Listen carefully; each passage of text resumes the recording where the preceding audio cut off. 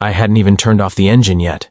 The hum of the car was still vibrating through the steering wheel, the heat from the drive still trapped in the air, when a sharp knock hit the glass on my driver's side window. Not a polite tap. Not a "hey, excuse me." A knock that assumed authority. I looked up, squinting against the sun, and saw a woman standing so close to my car that her shadow cut straight across the hood. She was dressed like she'd stepped out of a catalog for people who enjoy telling others what to do. Perfectly pressed clothes, sunglasses too expensive for a grocery store parking lot, a badge clipped neatly at her waist, angled just enough to be seen. Before I could even roll the window down, she slapped a bright yellow paper under my windshield wiper with a practiced flick of her wrist. "You can't park that here," she said, already stepping back. I finally turned the engine off and opened the door. "I just arrived," I said. "I'm unloading." She didn't look at me. She was already flipping through a small stack of papers on a clipboard, lips moving silently as if she were checking off items on a list only she could see.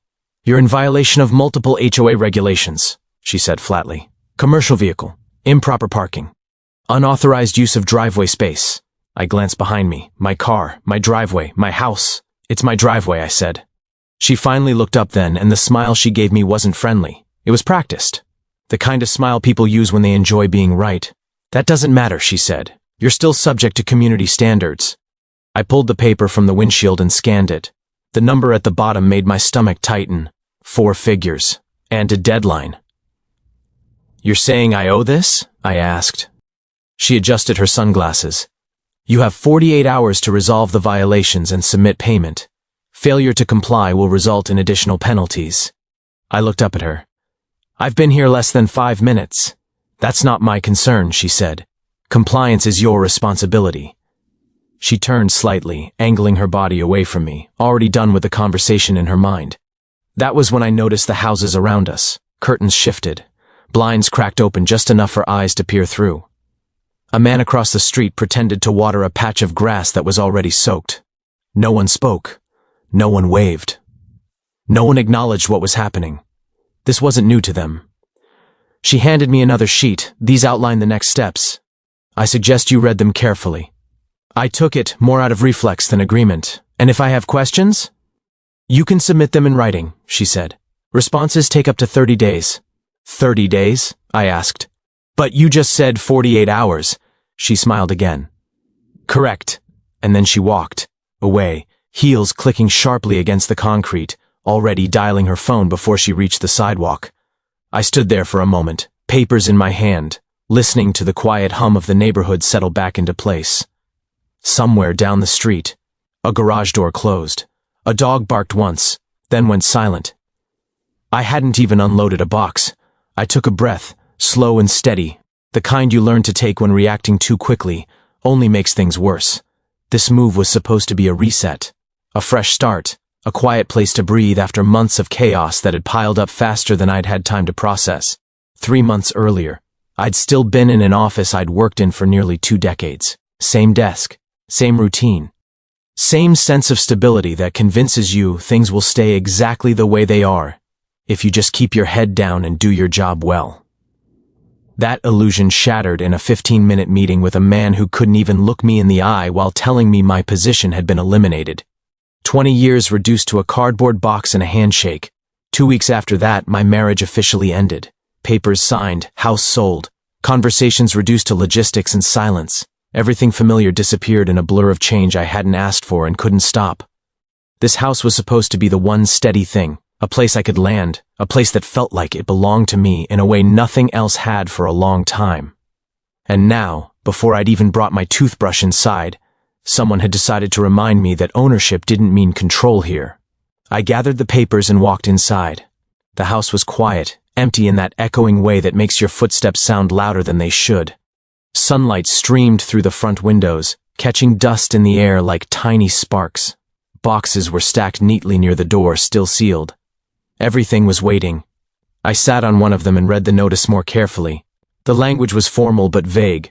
Words like may, subject to, and at the discretion of the board appeared more times than actual specifics. The violations themselves were oddly precise, though. Measurements, colors, timelines, things that required someone to have been watching closely. Too closely.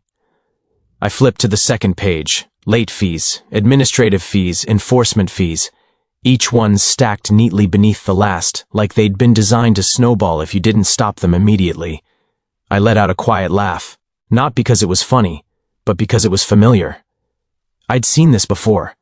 Not in neighborhoods, but in buildings, in contracts, in systems that rely on intimidation and confusion to keep people compliant. Most people panic. They pay, they apologize, they don't ask questions because asking questions feels risky. That woman at my driveway had expected that reaction. I stood and walked to the front window. Across the street, the same woman from earlier peeked through her blinds again, then quickly shut them when she noticed me looking back. Fear, not curiosity, fear.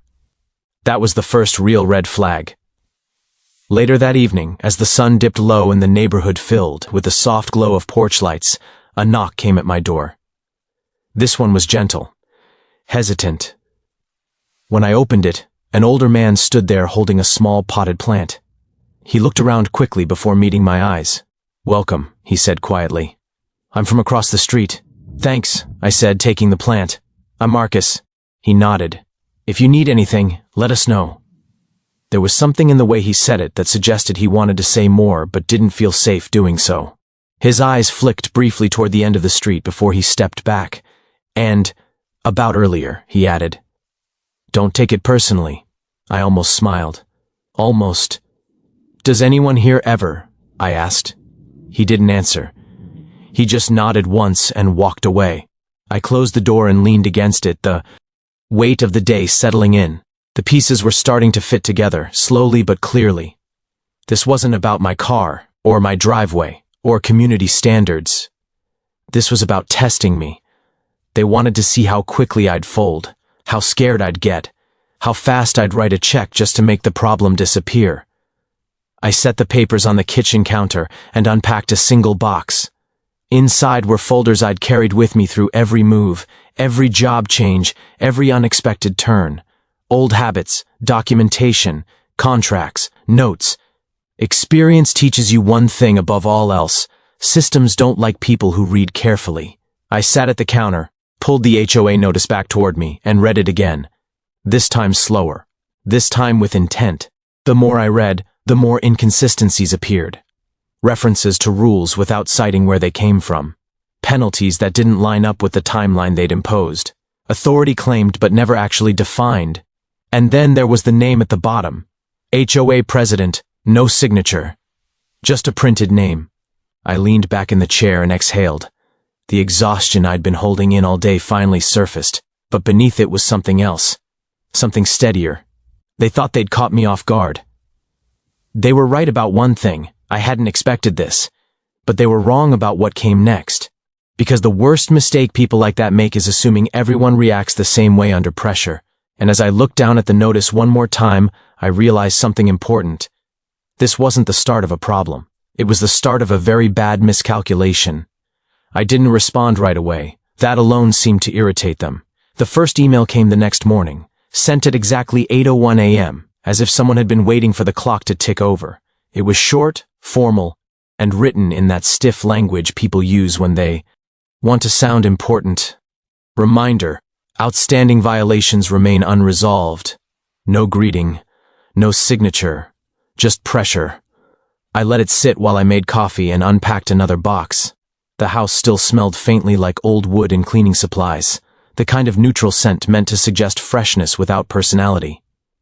Outside, the neighborhood was waking up, cars pulling out of driveways, doors opening and closing. Normal life, moving along as if nothing had happened. By noon, a second email arrived.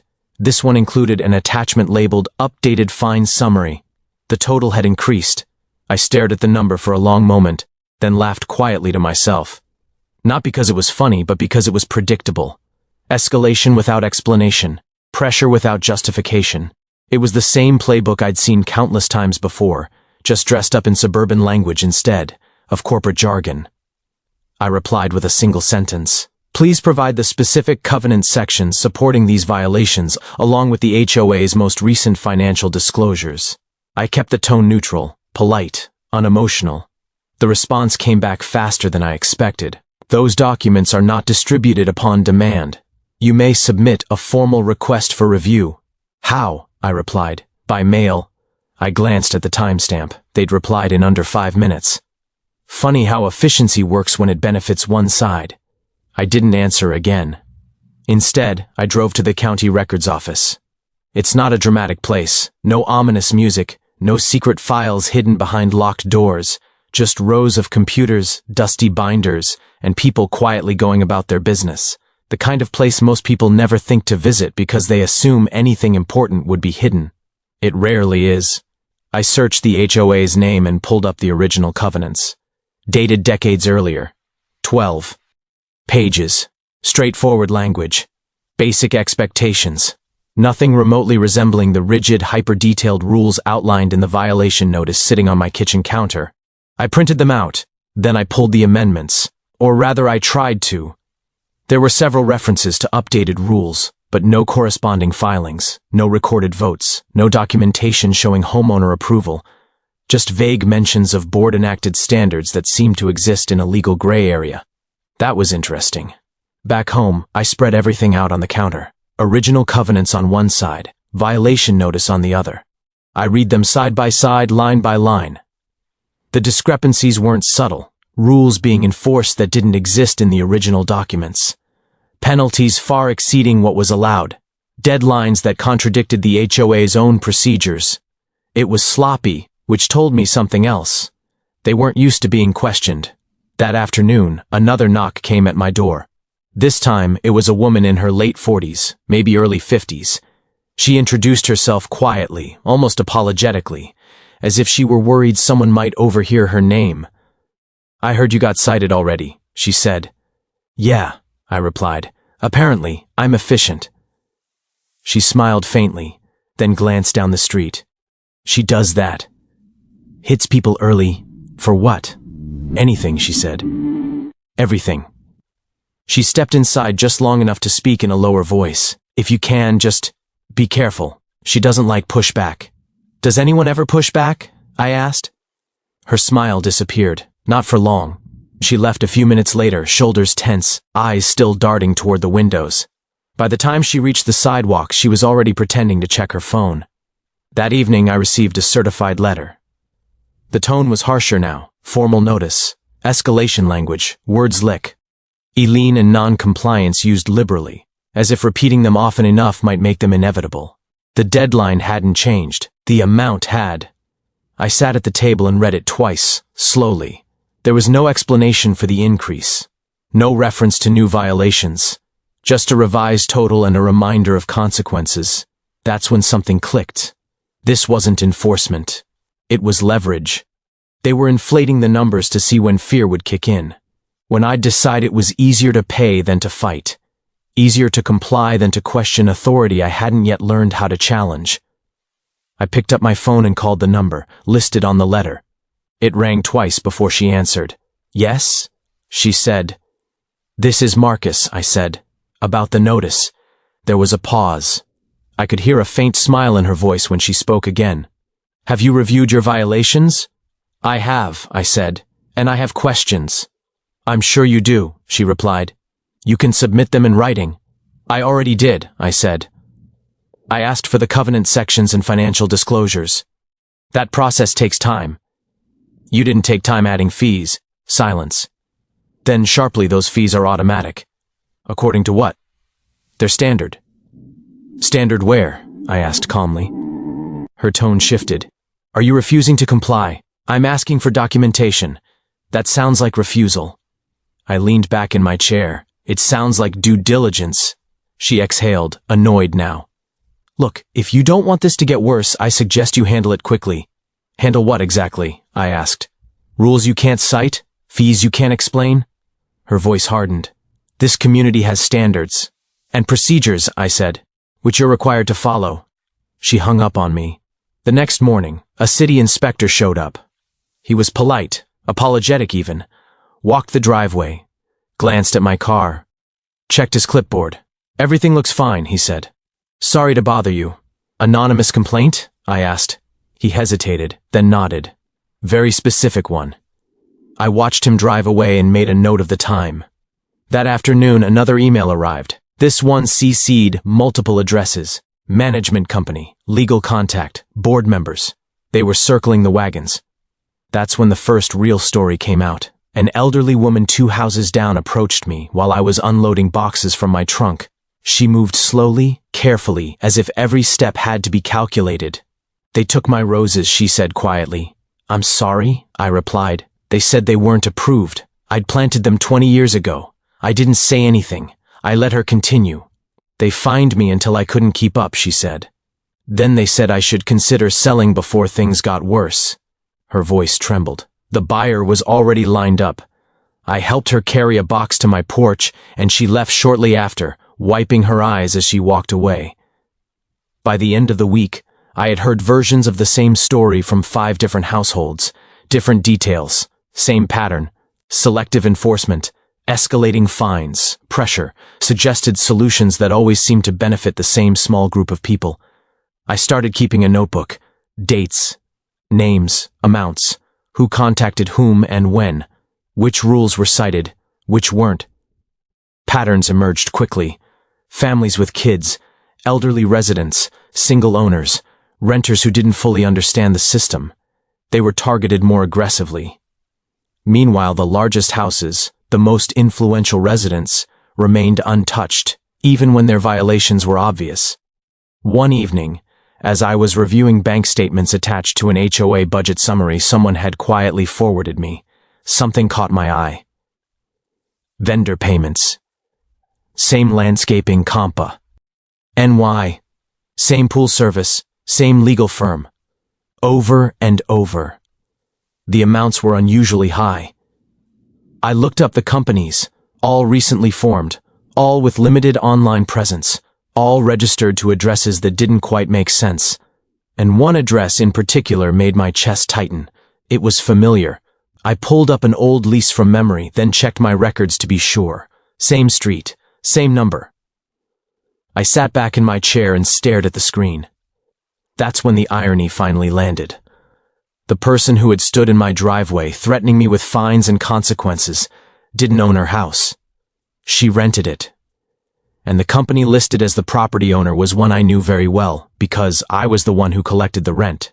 Not directly, not personally, but through a portfolio I managed, a set of records I'd reviewed dozens of times, a name I recognized instantly once I saw it.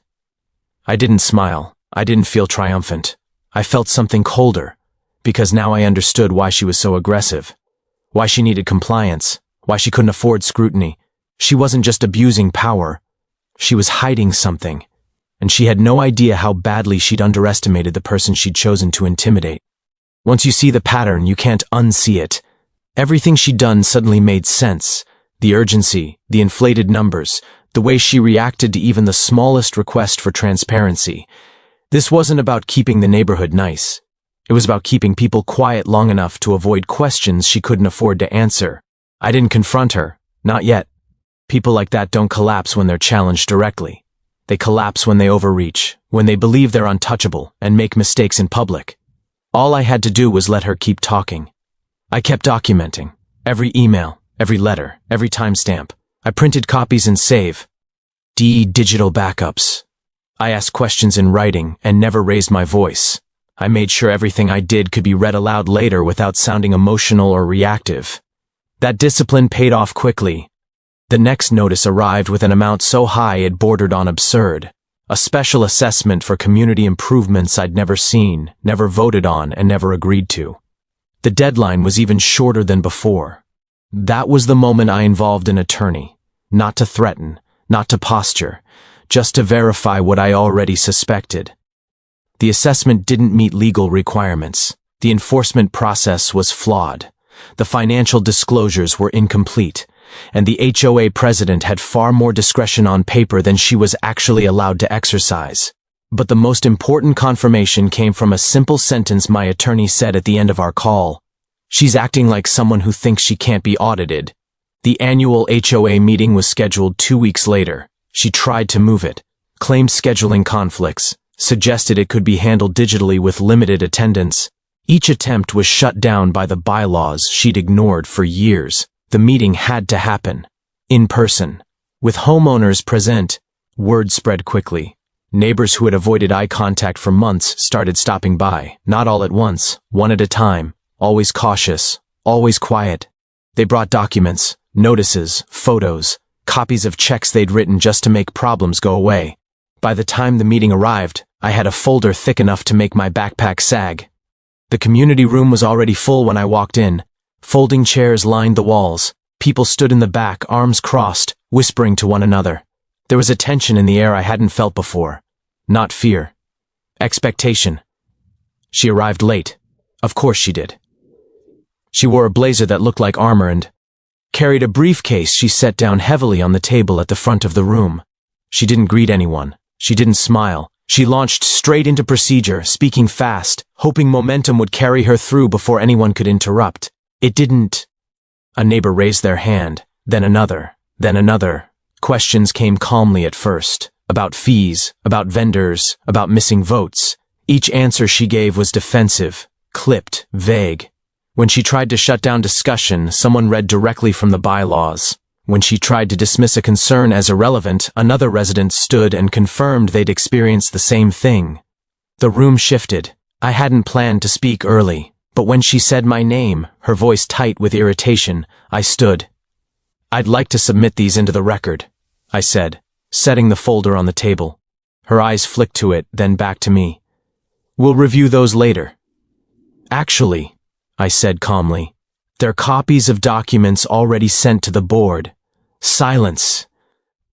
I opened the folder and began laying things out.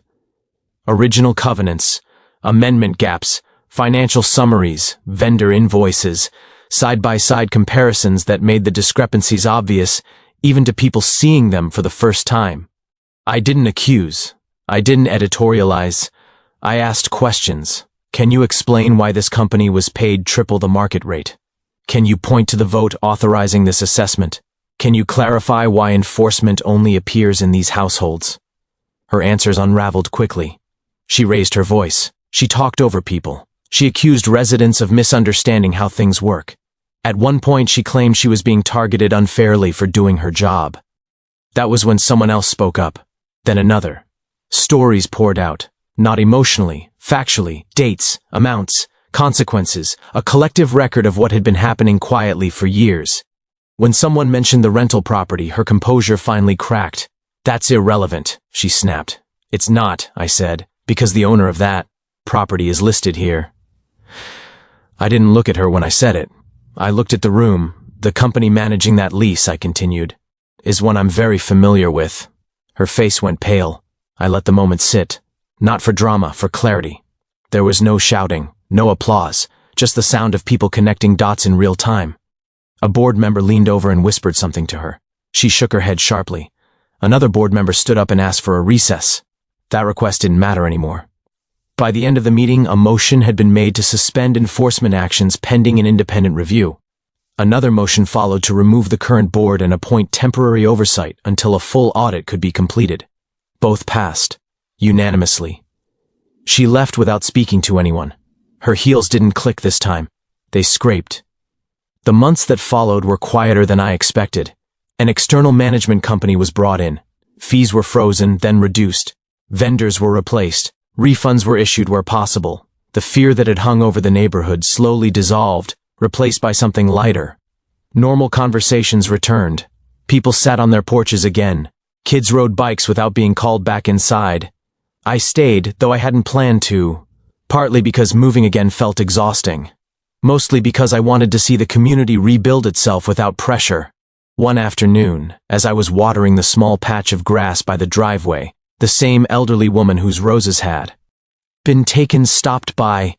"They're replanting them," she said, smiling. "The roses." I smiled back. That evening, I reviewed my lease records one last time. The rent payments were still coming in, on schedule. The property owner had no idea their tenant's authority had evaporated, and I had no reason to tell them. Not everything needs to be announced. Some lessons land harder when they're learned quietly. The funny thing is, none of this required aggression, or threats, or power plays. Just patience, documentation, and the willingness to ask questions in a system that depends on people being too afraid to ask any at all. When I finally unpacked the last box, weeks after I'd arrived, I found the original violation notice folded neatly inside a folder I'd used for notes. I left it there, a reminder, not of what almost went wrong, but of how easily confidence can become arrogance, and how quickly arrogance collapses when it's built on assumptions, especially when those assumptions involve the wrong person.